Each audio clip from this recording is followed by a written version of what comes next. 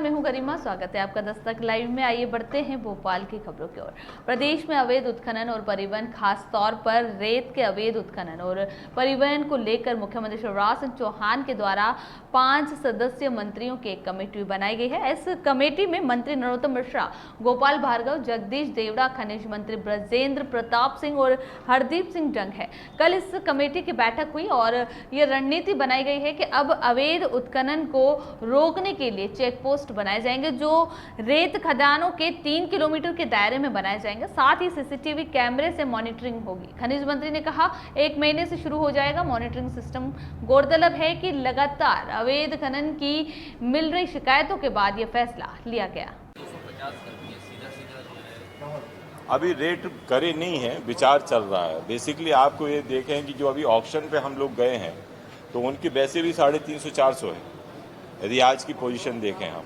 लेकिन अब जब हम ये सोच रहे हैं कि इसको डिसेंट्रलाइज करें और कुछ अब जो हमारे टर्मिनेट हो गए हैं, जो भी ज़िले जहाँ पे सरेंडर हो गए हैं या टर्मिनेट हो गए हैं, वहाँ पे हम लोग ये सोच रहे हैं कि 2-3 ग्रुप बना दें, जिससे कि एक हाई प्रैक्टिस वाली बात है कि हमारी प्राइस बढ़ जाती है और छोटे गरीब लोगों को परेशानी पैदा होती है, तो उसको एक कंट्रोल रोड या एक कैप हम लगा दें, या कुछ हम ऐसा प्रधानमंत्री आवास या गरीब लोगों के लिए कोई एक निश्चित चीज़। तो उन सब चीज़ों पे हम विचार कर रहे हैं। पंचायत वाले तो लीजेस थे, हम लोग तो बिड पे चले गए हैं, ऑक्शन पे चले गए हैं। वहाँ सरेंडर पे भी ऑक्शन पे जाएंगे हम ऑक्शन पे ही, लेकिन थोड़ा सा 2-3 ग्रुप में जाएंगे। ठीक है, धन्यवाद। नहीं तो ये तो टेंडर कांग्रेस के समय पे हुए ना, हमने नहीं किए।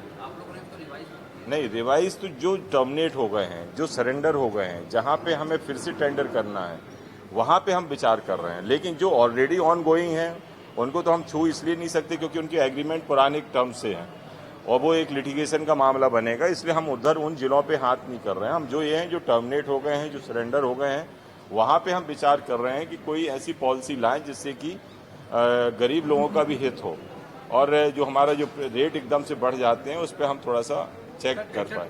एक साल करीब लगता है, तो एक साल राजस्व का घाटा भी होगा जहाँ सरेंडर हो चुके हैं, तो उसके लिए क्या तैयारी है? उसको हम लोग ये विचार कर रहे हैं कि विद इन ये एनजीटी पीरियड जो सितंबर तक चल रहा है, इसी के अंदर हम टेंडर फिर से हम प्रोसेस में ले आएं और उसको रीटेंडर कर दें। एक मेरा सवाल है, आपने कहा कि अवैध उत्खनन हो रहा है तो चिन्हित करेंगे। चेक पोस्ट ऑलरेडी मौजूद है, तो इसमें नया और क्या करेंगे? क्योंकि जिसमें आप अपनी गाड़ी में लगा सकते हैं। चेक पोस्ट अभी एक भी नहीं है। अभी चेक पोस्ट सिर्फ ठेकेदारों के हैं। माइनिंग डिपार्टमेंट से कोई भी चेक पोस्ट किसी जिले में माइनिंग का नहीं है। उस पर हम विचार कर रहे हैं। हम RTI जो हम उसकी टैग की बात कर रहे हैं, CCTV कैमराज की बात कर रहे हैं, हम GPS सिस्टम की बात कर रहे हैं और हम उन्हीं गाड़ियों को अलाउ करेंगे जो हमारे माइनिंग डिपार्टमेंट में रजिस्टर्ड रहेंगी, जिसपे ये सब चीज़ें होंगी। इसलिए उन सब चीज़ों पे हमारा विचार चल रहा है, इसको हम कैसे, और हम दूसरे स्टेट को भी हम देख रहे हैं कि वहाँ पे क्या इसको कंट्रोल करने के लिए बातें चल रही हैं। ये हमें लग रहा है कि नेक्स्ट मीटिंग शायद अगले ट्यूसडे में होगी, उसके शायद 1 हफ्ते के अंदर हम कर लेंगे। सर जो शिवराज सरकार ने पहले पंचायत क्या अभी भी अवैध उत्खनन हो रहा है प्रदेश में, अभी आप चिन्हित अब अवैध के लिए तो यार कोई ऐसी हम परिभाषित नहीं कर सकते कि हो रहा कि नहीं हो रहा। हमारे रिकॉर्ड में नहीं हो रहा, लेकिन दूसरे के रिकॉर्ड में ऐसी बातें आप ही के लोगों के माध्यम से पता चलती हैं। तो इसलिए इन सब चीज़ों को रोकने के लिए कि ये बातें बार बार उठती हैं, कि इसमें और क्या बेस्ट हम कर सकते हैं, उसी के लिए हम पॉलिसी निर्माण कर रहे हैं। चीज़ें जो बार बार आती थी, इसी के लिए ये कमेटी जो विचार कर रही है कि इसमें हम और बेस्ट क्या कर सकते हैं, जिससे कि इन सब चीज़ों को, ये बार बार जो बातें उठती हैं, इस पर रोक लगाई जा सके। इसलिए CM साहब ने गठित की है और हमें लग रहा है अगली मीटिंग तक उस सब चीज़ राजनीतिक संरक्षण इलीगल माइनिंग को मध्य प्रदेश में किसी भी पार्टी का ऊपर ऐसा होता है क्या? क्योंकि बार बार अधिकारियों पे भी हमले होते हैं, तो कहीं ना कहीं पॉलिटिकल आपको लगता है कि पॉलिटिकल क्या है? जो अवैध माफिया तो किसी के होते नहीं है। यदि कोई अवैध काम करने वाला है तो वो किसी का आदमी तो होता नहीं है। अब इस तरह के तो आप चाहे भू अतिक्रमण वाली बातें ले लो, बिल्डिंग कंस्ट्रक्शन वाली बातें ले लो, अवैध उत्खनन वाली बातें ले लो।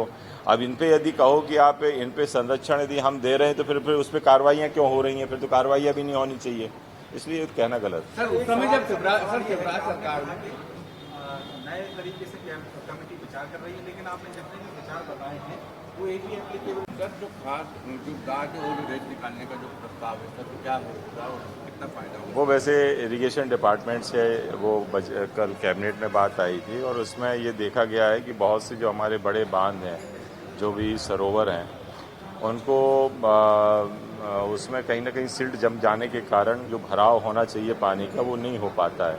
इसलिए कल सिंचाई विभाग की तरफ से माननीय मंत्री जी ने अपना कैबिनेट में प्रस्ताव रखा था और मैं ये मानता हूँ कि अच्छी योजना है, क्योंकि उससे सरकार को पैसा भी मिलने वाला है और हमारे सरोवर भी खाली होंगे, जो सिल्ट है उनकी भी साफ सफाई हो जाएगी। सर इस दोनों उसको लेकर इसको एक हम लोगों का अवैध उत्खनन को लेकर बात हरदम आती थी, जिसके लिए माननीय मुख्यमंत्री जी ने एक कमेटी गठित की है। उसमें माननीय नरोत्तम जी भी हैं, गोपाल भार्गव जी भी हैं और हमारे देवड़ा जी भी हैं, मैं हूं और साथ में दंग जी भी हैं। ऐसी 4-5 लोगों की कमेटी है जिसकी कल एक सेकंड बैठक हुई है और उसमें बहुत सी चीज़ें हम लोग तय कर रहे हैं कि हम इसको अवैध माइनिंग करने वालों को हम कैसे कंट्रोल कर पाएँ।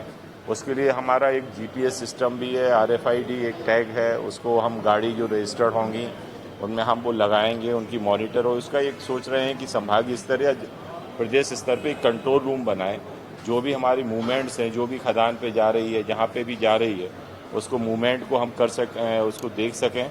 और हम चाह रहे हैं कि चेक बैरियर्स भी हमारे बनने चाहिए जहाँ से निकलता है। और हम उसमें ये भी हमने कल बात कही थी कि कोई यदि माइनिंग की गाड़ी है, क्योंकि हमें ये भी स्टडी करना चाहिए कि दूसरे स्टेट्स में क्या बेस्ट पॉलिसीज़ है इसको कंट्रोल करने के लिए, उसको भी स्टडी करके हमें अगली मीटिंग में रखने के लिए बोला है।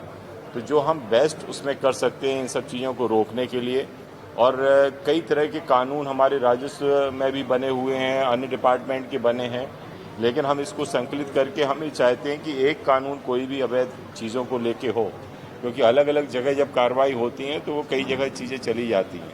इन सब चीज़ों पे भी हम लोग विचार कर रहे हैं।